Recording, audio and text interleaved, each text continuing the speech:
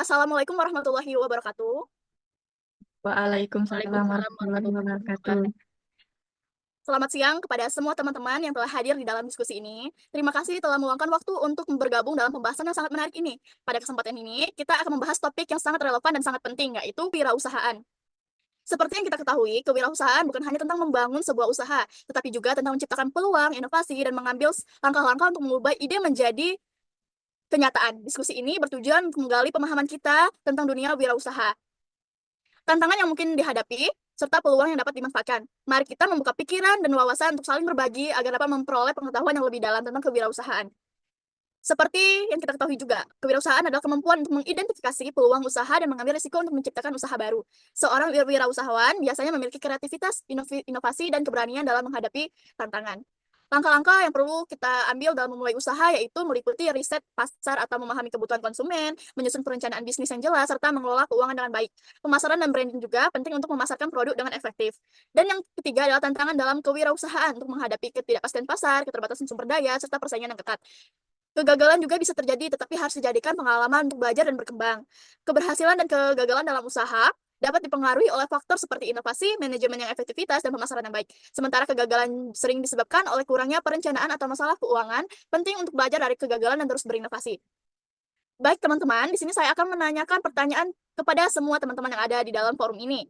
Pertanyaan pertama yaitu tentang bagaimana jika teman-teman diberikan pilihan antara menjadi pekerja atau pengusaha, manakah yang akan teman-teman pilih, serta berikan alasan yang jelas di balik pilihan teman-teman. Oke, pertanyaan ini yang pertama saya akan berikan kepada Marsyanda Rachel Fathia. Kepada Marsyanda Rachel Fathia, silakan dijawab. Baik, jika saya disuruh memilih antara jadi pekerja ataupun pengusaha, di masa muda saya ini, saya lebih terpikir untuk menjadi bekerja terlebih dahulu, karena bekerja itu sudah pasti dari segi gajinya tetap setiap bulan, jadwalnya juga jelas, tugasnya terstruktur, walaupun ada minusnya yaitu batasan pendapatan, waktu, serta kebebasan. Tetapi di sisi lain saya bekerja untuk mengumpulkan ilmu, modal, serta pengetahuan yang cukup luas untuk memulai usaha di masa depan saya. Intinya saya akan bekerja lebih dulu, lalu mencoba untuk memulai sedikit demi sedikit agar bisa membuka peluang usaha di masa depan. Saya memilih alur ini karena bagi saya bekerja di masa muda adalah penghargaan dan menjadi pengusaha sukses di masa depan adalah pencapaian. Oke, pertanyaan yang sama akan saya tanyakan kepada Reza Kurniawan. Baik, jika disuruh memilih antara menjadi pekerja atau pengusaha, saya akan memilih untuk menjadi pengusaha. Kenapa? Alasannya, yang pertama itu waktu yang efektif ya, biar lebih ringan dan bisa mengatur waktu sendiri. Yang kedua itu untuk peluang pekerjaan bagi orang lain. Dan yang ketiga, pendapatan bulanan yang pasif. Itu sih. Oke, terima kasih Reza. Oke, pertanyaan selanjutnya saya akan menanyakan kepada Fadila Dwi Pajarina. Silakan kepada Fadila untuk menjawab. Intinya saya akan memilih dari pertanyaan tersebut. Jika saya disuruh memilih menjadi pengusaha atau pekerja, saya akan memilih menjadi pengusaha. Karena satu, memiliki kebebasan dan kreativitas. Menjadi pengusaha memberikan kesempatan untuk mengembangkan ide-ide kreatif dan mengambil keputusan tanpa terkait pada aturan perusahaan. Yang kedua, memiliki potensi pertumbuhan dengan usaha sendiri, pendapatan tidak terbatas pada gaji bulanan. Kesuksesan usaha bisa berarti pertumbuhan finansial. Intinya saya akan memilih dari pertanyaan tersebut. Jika saya disuruh memilih menjadi pengusaha atau pekerja, saya akan memilih menjadi pengusaha. Karena satu, memiliki kebebasan dan kreativitas. Menjadi pengusaha memberikan kesempatan untuk mengembangkan ide-ide kreatif dan mengambil keputusan tanpa terkait pada aturan perusahaan. Yang kedua, memiliki potensi pertumbuhan dengan usaha sendiri, pendapatan tidak terbatas pada gaji bulanan. Kesuksesan usaha bisa berarti pertumbuhan finansial yang jauh dan lebih besar. Ini saja jawaban dari saya. Terima kasih kepada Dila. Oke, saya akan menanyakan selanjutnya kepada Revina Julia Safitri. Kepada Revina, silakan untuk menjawab. Jika ditanyakan untuk menjadi pengusaha atau sebagai pekerja, saya lebih memilih sebagai pengusaha. Karena khususnya saya ingin menjadi pengusaha di bidang makanan. Karena menurut saya ini peluang yang cukup besar dengan modal yang terjangkau dan banyak peminatnya. Dan dengan menjadi pengusaha juga saya bisa membuat lapangan pekerjaan, dengan itu bisa mengurangi pengangguran di Indonesia, dan juga saya juga bisa bebas mengembangkan ide-ide yang saya punya. Wow, terima kasih. Sangat terperinci ya. Terima kasih atas semuanya. Sebelum saya lanjut ke pertanyaan yang kedua, apa ada yang ingin menanyakan kepada saya terlebih dahulu atau tidak? Nah, kami kan sudah berpendapat nih. Kalau pendapat kamu gimana deh soal pertanyaan ini? Jika saya diberikan pilihan antara menjadi pekerja atau pengusaha, pastinya saya akan memilih menjadi seorang pengusaha. Karena ada beberapa alasan di balik saya memilih menjadi seorang pengusaha. Ya, antara lain yang pertama adalah kemandirian dan kebebasan. Menurut saya sebagai pengusaha, saya akan memiliki kendali penuh atas keputusan yang saya ambil dalam usaha saya. Ini memberikan kebebasan untuk saya berinovasi dan menentukan arah usaha yang sesuai visi saya. Dan yang kedua adalah adanya potensi keuntungan yang akan lebih besar. Seiring dengan resiko, pengusaha biasanya memiliki peluang untuk mendapatkan keuntungan yang lebih besar dibandingkan pekerja biasa, karena pendapatan tidak terbatas pada gaji tetap. Dan yang ketiga adalah peluang untuk berkembang. Menjadi pengusaha membuka peluang untuk belajar banyak hal baru, mengasah keterampilan dalam berbagai bidang seperti manajemen, pemasaran, dan finansial. Begitu pendapat saya, teman-teman. Baik, saya akan melanjutkan pertanyaan yang kedua ya. Pertanyaan yang kedua adalah, jika teman-teman memilih untuk menjadi seorang pengusaha, bagaimana cara teman-teman untuk memulai usaha tersebut? Boleh diceritakan secara singkat langkah-langkah yang teman-teman ambil untuk memulai usaha tersebut? Pertanyaan ini saya akan ajukan ke Revina dulu deh sebagai orang pertama. Silakan dijawab. Oke, baik. Untuk memulainya, saya akan melakukan riset pasar terlebih dahulu. Kan saya tadi ingin memulai usaha snack. Jadi saya akan melakukan riset pasar, snack apa saja yang sedang tren dan disukai banyak orang. Setelah itu, saya akan menyiapkan modalnya, mencari bahan baku yang berkualitas, dan mencoba berbagai resep yang sampai produk yang saya hasilkan itu memuaskan. Lalu, saya akan melakukan promosi, baik secara online maupun offline, supaya banyak orang bisa mengenal produk saya. Itu saja dari saya. Oke, terima kasih ya Revina. Oke, selanjutnya saya akan bertanya kepada Reza Kurniawan. Silakan pada Reza Kurniawan untuk dijawab.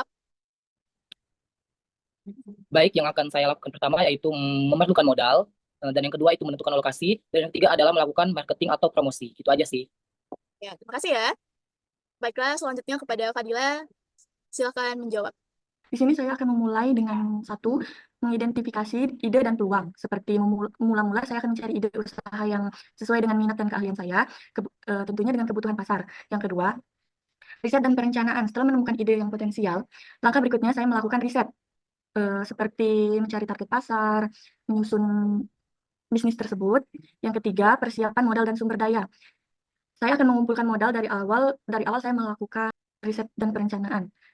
Yang ketiga yaitu dengan cara evaluasi dan adaptasi. Setelah usaha berjalan, saya akan melakukan evaluasi berkala, seperti terhadap kinerja usaha dan respon pasar. Terima kasih Fadila. Dan selanjutnya kepada Mas Syanda, silakan untuk menjawab. Kalau dari saya pribadi, yang pertama yang saya atur itu adalah mindset saya tentang usaha, bahwa saya tidak boleh ragu jika saya punya mimpi yang besar. Yang kedua itu tidak malu untuk bertanya kepada orang yang sudah lebih dulu berhasil. Dan yang ketiga itu support dari orang-orang terdekat itu sangat penting. Dan intinya saya harus siap mental apabila sudah terjun ke dalam dunia bisnis. By the way, ide usaha yang ingin sekali saya jalani itu ada di bisnis fashion, seperti butik pakaian atau kosmetik, terus juga laundry sama berkebun. Karena menurut saya itu tuh bisnis yang nggak ada matinya. Wow, terima kasih pada Rachel. Oke teman-teman, pertanyaan kedua telah selesai. Apa ada yang ingin bertanya kepada saya? Kita kan sudah berpendapat nih. Kalau kamu gimana deh soal pertanyaan kedua ini? Bagaimana kamu memulai untuk menjadi seorang pengusaha? Oke, terima kasih. Jadi, cara saya memulai usaha yaitu langkah pertama adalah menentukan ide usaha yang sesuai dengan minat dan kebutuhan pasar. Setelah itu, saya akan membuat rencana bisnis yang jelas dan terstruktur. Rencana ini mencangkup tujuan usaha, target pasar, strategi pemasaran, dan perkiraan keuangan.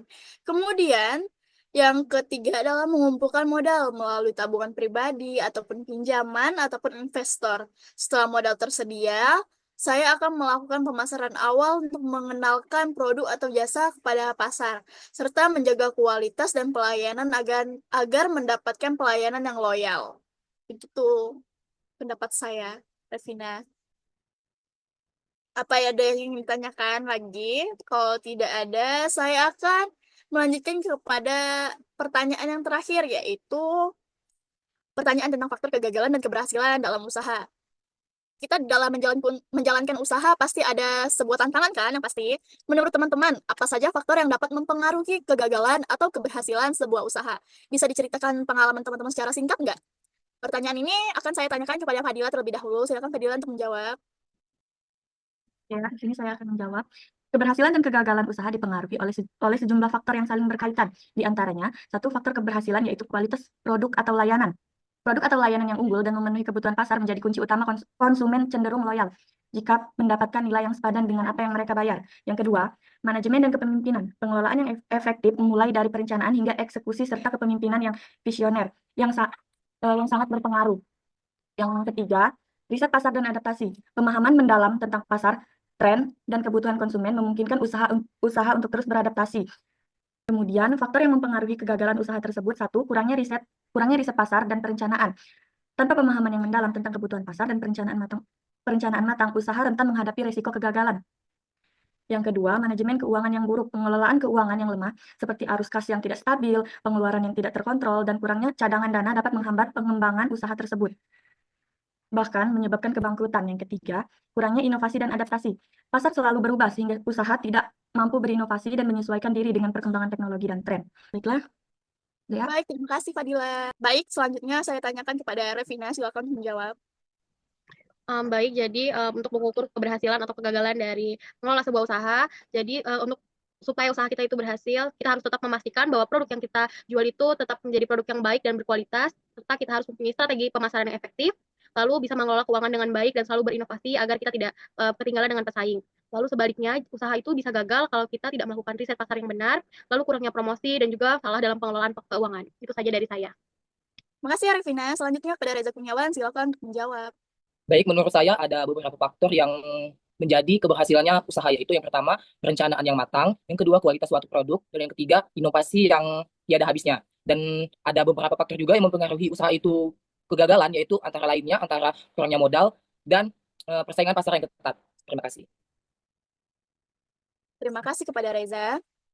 Baik, apa ada yang ingin bertanya pada saya juga, atau kita akan akhiri diskusi pada hari ini? Mohon izin, Dea. Di sini kan kita udah ngasih contoh keberhasilan dan kegagalan dalam berusaha. Apakah Dea punya jawaban sendiri? Oke. Menurut saya faktor kegagalan dan keberhasilan usaha meliputi kurangnya riset pasar.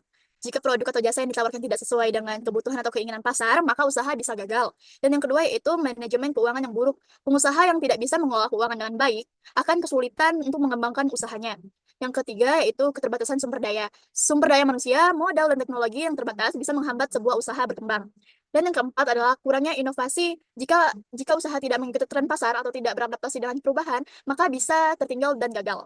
Faktor yang dapat mempengaruhi keberhasilan usaha juga meliputi yang pertama, inovasi dan diferensiasi, yaitu usaha yang mampu menawarkan sesuatu yang unik atau berbeda akan lebih menarik perhatian pasar. Yang kedua adalah manajemen dan efektif. Pengusaha yang dapat mengelola tim, waktu, dan sumber daya yang dengan baik cenderung akan lebih berhasil.